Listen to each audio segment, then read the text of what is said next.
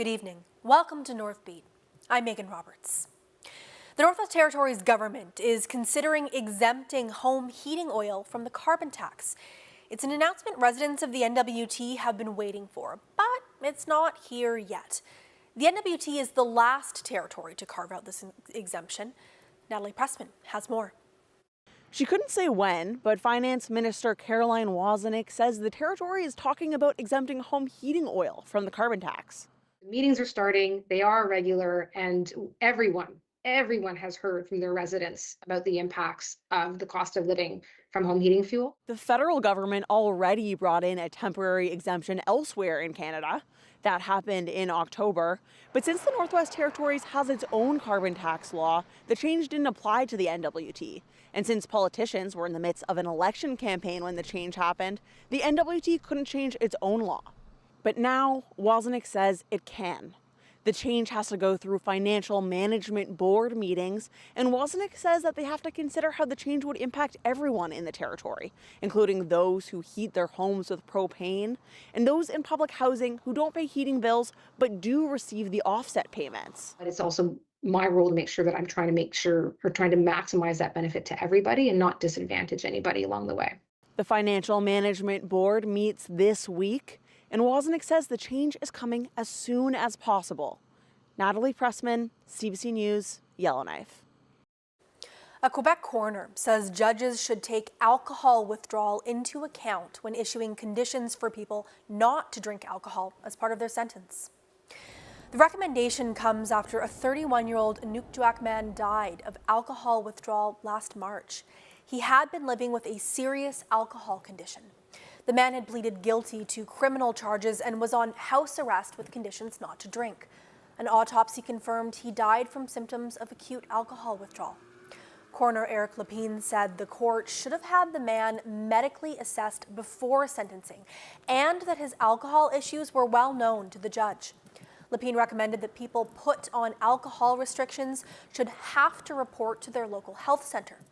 The Quebec Judicial Council says it's evaluating how it can apply the coroner's recommendations. The first of two public inquests into the mass stabbings on James Smith Cree Nation is underway in Saskatchewan. 11 people were killed in the stabbing rampage in September of 2022. Another 17 were wounded. The killer, Miles Sanderson, died in police custody after a manhunt. A separate inquest into his death begins next month. The CBC's Sam Sampson has more in Melfort, Saskatchewan.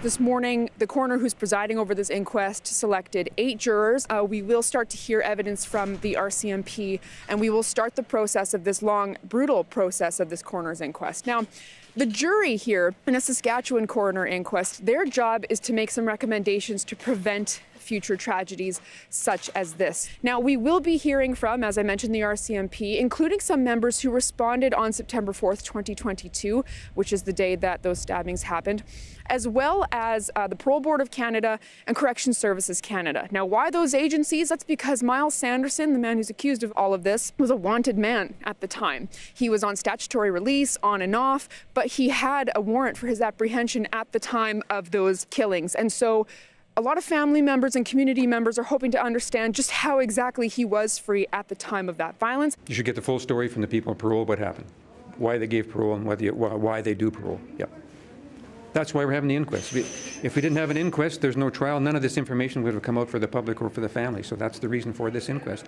It's public, it's transparent, and there'll be lots of information. The 32 witnesses, I think, will be giving testimony, so you'll have a good package. There is a lot of information that's coming from a lot of different people, as you just heard. And so not only are we expecting to hear some graphic details about who died, where, and how, but also, as I mentioned, we're going to hear from agencies about maybe how this tragedy happened. That jury that I mentioned there, they are expected to make some recommendations to try to prevent this. So in the past, some coroners' inquests here in Saskatchewan have made recommendations to Corrections Canada. So we might see something like that. And so what happens is once they make those recommendations, the chief coroner will alert those agencies of the recommendations, and those agencies are expected to respond accordingly. Now, the RCMP put out a statement today saying they take all coroner inquest recommendations very seriously, and they will be doing so with this one as well. But they won't comment any further until this entire process is done, which, as I mentioned, is going to be at least 2.5 weeks. Sam Sampson, CBC News, Melfort, Saskatchewan.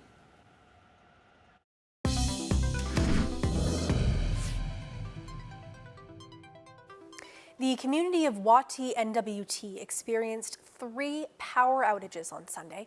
This came shortly after the territory's power corporation asked community members to limit their power usage during the frigid temperatures. The power wasn't out very long. Each outage lasted about 15 minutes, but it did lead to the Sunday Mass being cancelled. I guess the furnace kicked out and there was nobody to reset it right away. So it was cold in there. That's why the service was off. A lot of people in the community have wood stoves, but it's not an option for everyone. That's left one community member concerned about the outages. I worry about the elders in town and, the locals who don't have wood stove. Just because it's cold, right? I mean, it's cold out and you get power outages like this that you don't expect to happen. Moose Nose says a lot of the newer units in the community don't have wood stoves. The NTPC says the issue was caused by a newly installed generator. It says the problem was resolved, but there is potential for future issues while NTPC staff gain experience operating the new unit. In Nunavut-Skivadluk region, blizzard conditions are wreaking havoc on flight schedules. The winter weather has been preventing planes from flying into the regional hub of Ranken Inlet, and that is disrupting more than just travel plans. It's now been 3 days since Ranken Inlet has had any fresh produce flown in, and stores in the community are starting to run low. Unfortunately, the situation is not likely to change overnight. The airport remains closed and no flights are expected until Wednesday at the earliest. Meanwhile, in Iqaluit, conditions are hot and wet, not terms you normally associate with the city in January, but today was not a usual day. Check this out. This morning, the thermometer in Iqaluit read 3.3 degrees. It looks like spring there. That smashes the daily record of 0.8 degrees set back in 1977. And the last time rainfall was reported this month was January 5th, 2011. Environment and Climate Change Canada says it's linked to a combination of extreme weather hitting the rest of Canada, a polar vortex in the west, and a storm of snow and warm air that's been blowing up from the United States. And it has been bringing record cold temperatures over western parts of the country. And as sort of the flip side of that, you have really cold air sinking over Western Canada, and it's pulling up really mild air from the south over some parts of Eastern Canada, but primarily over northern Quebec and Nunavut. Temperatures will remain warm for the next couple of days and return to near normal conditions later in the week. This is what it looked like in Whitehorse this afternoon, considerably warmer than the past couple of days, warm enough to go out and play. That's because the cold snap is ending in the Yukon and the Northwest Territories. There are no extreme cold warnings in place for the Yukon right now, though there are snowfall warnings for some regions near the BC border, including Teslin. In the NWT, there are still a few extreme cold warnings in place, particularly in the North and South Slave regions, but things are supposed to warm up relatively this week. Our cold snap may be nearing its end, but Alberta is still in the thick of it. The province experienced some of the coldest nights it's seen in 50 years recently, and that caused some major issues for the Alberta Electric System Operator. It sent out a flurry of grid alerts since Friday, asking Albertans to conserve power. Emily Fitzpatrick explains how the province got to that point. The province issued the emergency alert around 6:45 on Saturday night, urging Albertans to conserve electricity and turn off any unnecessary appliances. Alberta's electrical system operator says it was about 30 minutes away from rolling brownouts, and they had as little as 10 megawatts in reserve power. Fortunately, Albertans responded to the alert. Within 1 minute of it being issued, we dropped 100 megawatts. For context, AESO says that's the equivalent of what 120,000 homes would use in an hour. Now, this doesn't happen often. The last time we had rotating outages, meaning we ran out of our backup reserves, was back in July of 2013 during the Calgary floods. But this is the first time a formal emergency alert has been issued to all phones in Alberta. Officials say Saturday's alert was caused by a perfect storm of factors. For much of Alberta, it was the coldest night in 50 years. The crunch came during peak usage hours, and 2 gas plants were offline. All of those things happened all at the same time. It's very rare, but it was something that we foresaw. So we are working on reviewing the entire system to make sure that in the future, even past the generation that's coming online in 2024, that this won't happen again. But the grid alerts have continued daily since Friday, adding fuel to the politicians' fire about the overall capacity of Alberta's grid and the challenges of a clean energy transition in the prairies. Of the 21 grid alerts AESO has issued since 2017, 4 have been in the last 4 days. The NDP says this never should have happened. Energy supply constraints were well known. So this is a situation that could have been avoided by increasing supply and investing in technologies to create a reliable and affordable and low emissions grid. Another point of contention, while Albertans were left in the dark, many people in both Edmonton and Calgary noticed the downtown cores remained lit up. Newdorf says they have work to do on that front. We are learning from that. It's the first time we've ever done an emergency alert like that, and we were overwhelmed by the response from private individuals. And now we've got to reach out and do a little bit better with our corporate and commercial and even industrial to make sure that we are managing those areas to the best of our ability as well. The frigid weather is expected to ease somewhat in the coming days, but the conversations over how to ensure it doesn't happen again are far from over. Emily Fitzpatrick, CBC News, Edmonton. In Iceland, there is a very different kind of emergency right now. A volcano began erupting over the weekend. Scientists say lava flows appear to be dying down, but the danger isn't over yet. This is footage of some of the damage so far. Fiery lava flows reaching homes in the town of Grindavik and setting them on fire. The town had already been evacuated. No casualties have been reported. It's the volcano's second eruption in less than a month and the 5th to hit the peninsula since 2021.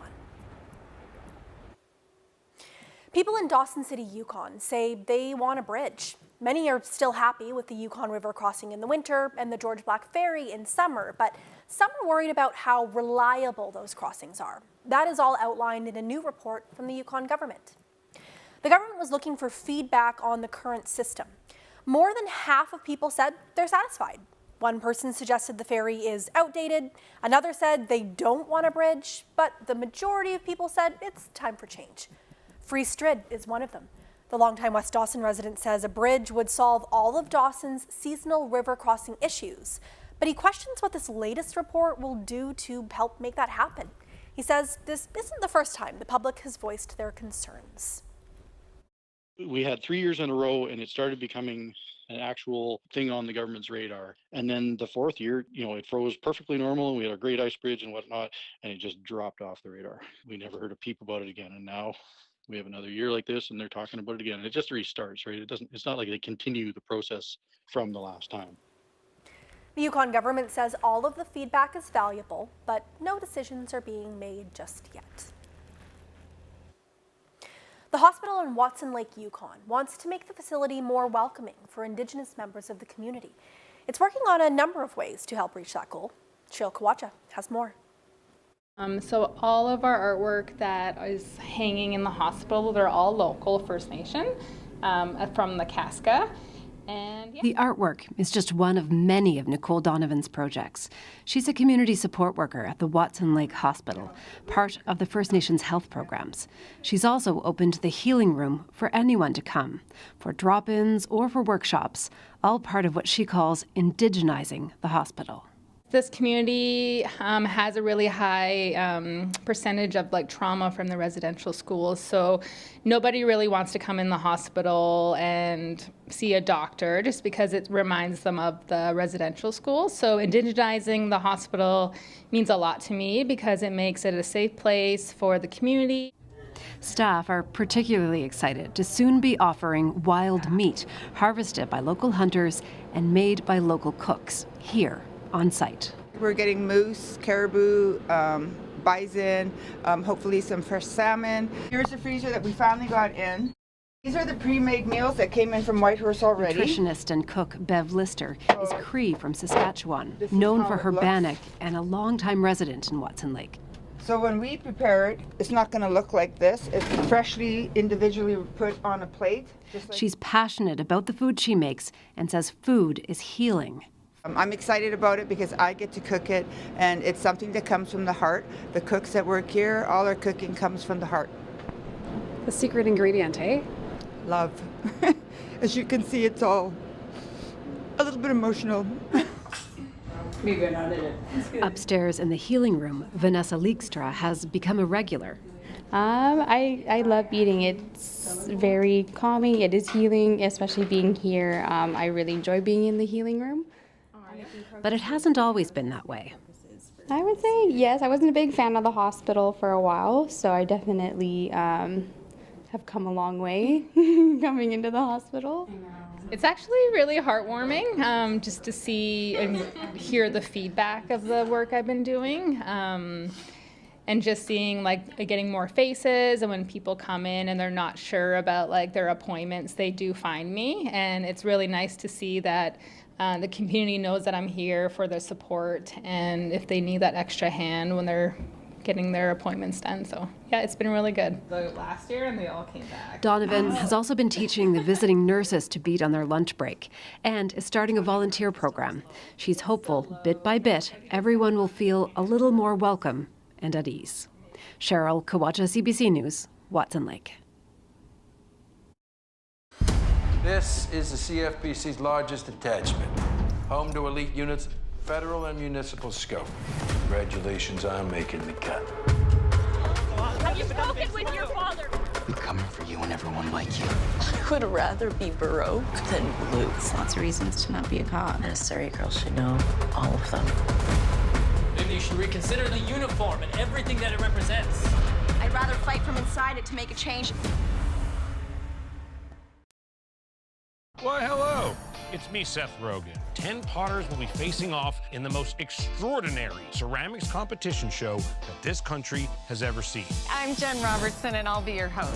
So are these potters ready? This exploded. To test their skills at the wheel and push themselves every week? Oh, no. So the ones that do stand out, they really do stand out. And who will be named champion? I'm excited to see it. Oh, wow! Of the Great Canadian Pottery Throwdown.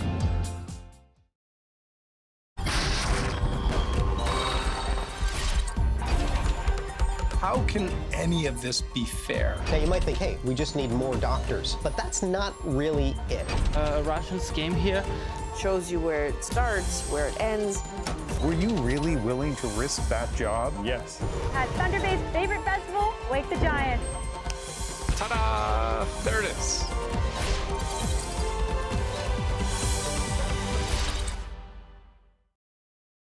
It appears we have a mystery to solve. You will be next. He's dead. A murderer who's murdered. Toronto Constabulary, stop!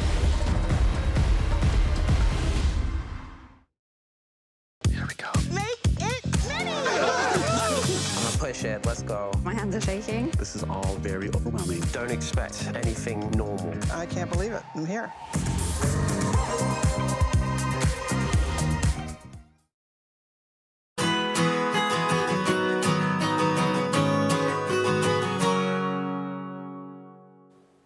A California man hunting in Nunavut may have broken the world record for the largest muskox ever harvested.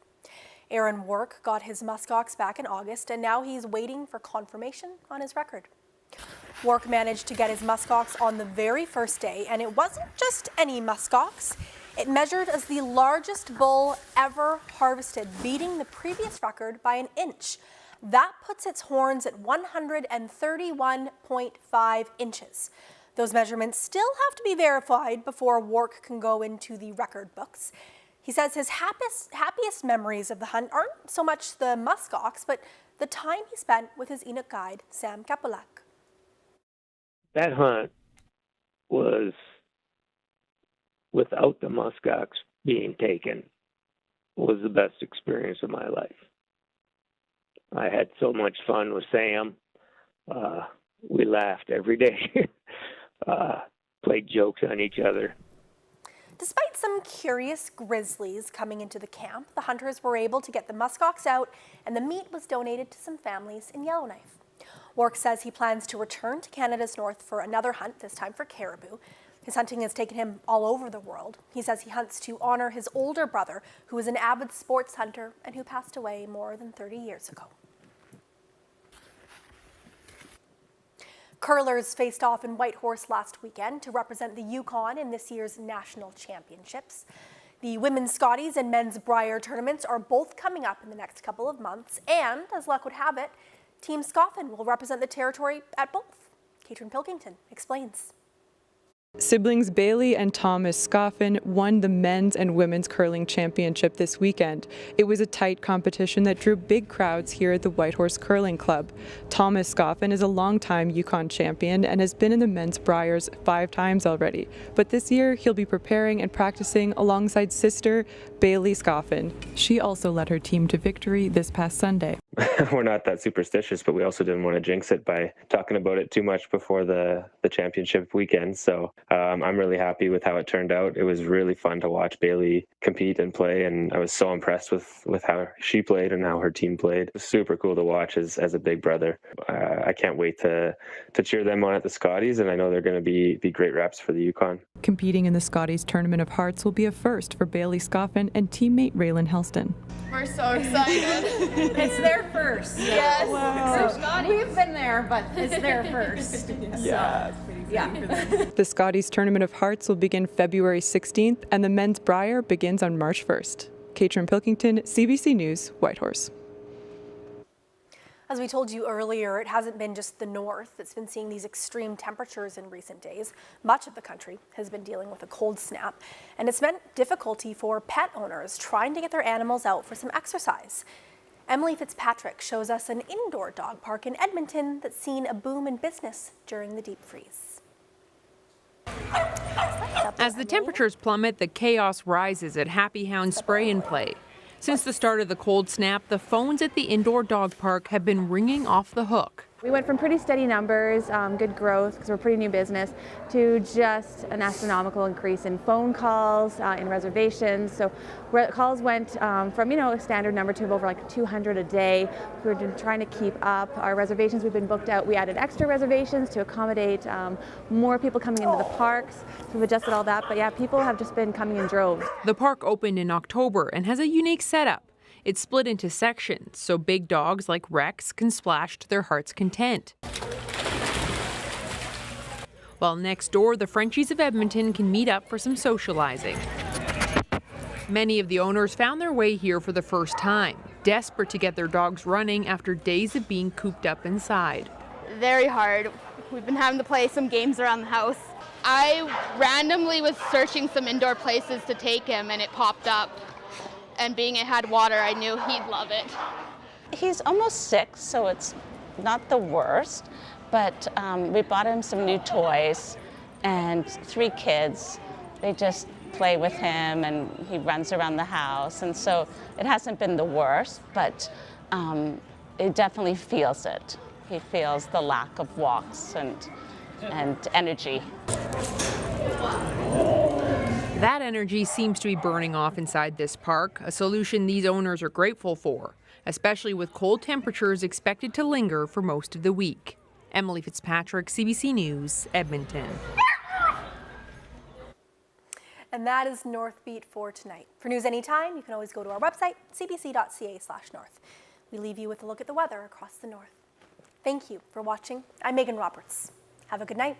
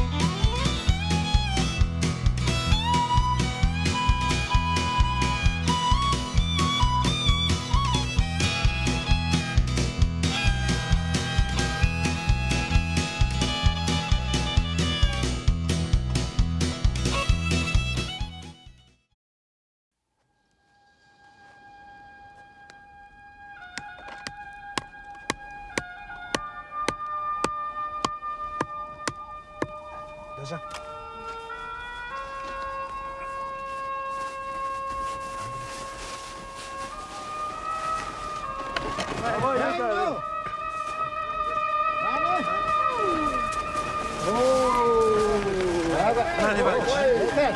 Wait. It's a ceremony?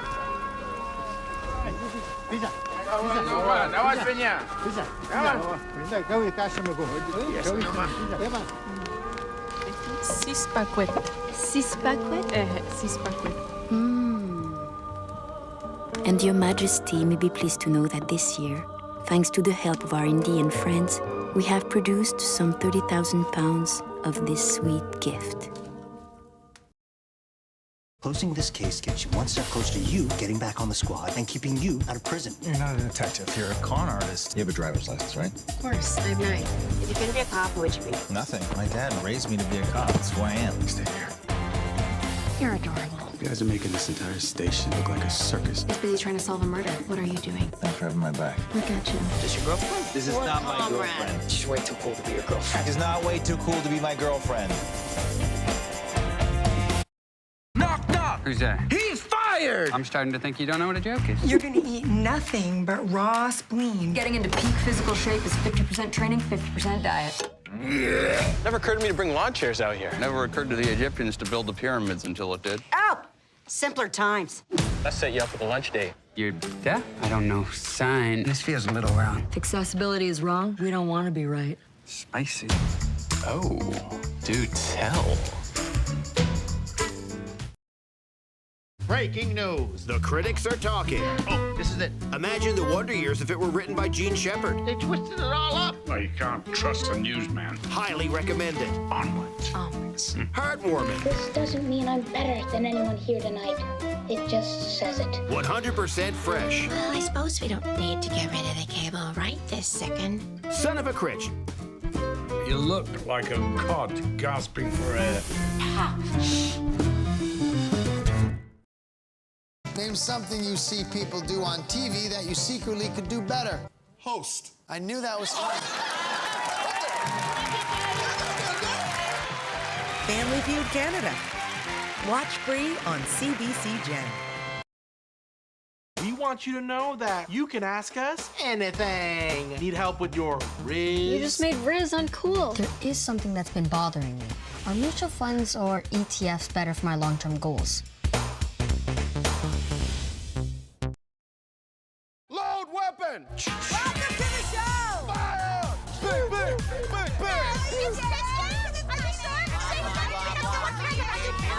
I'm from the Liberal Party, and I... This is the CFBC's largest detachment. Congratulations on making the cut. I'm coming for you and everyone like you. This job has one rule. Follow orders. Every week, the issues that matter to Canadians. These are acts of desperation. Connecting politics to people. Some people have lost everything. Join me for Rosemary Barton Live.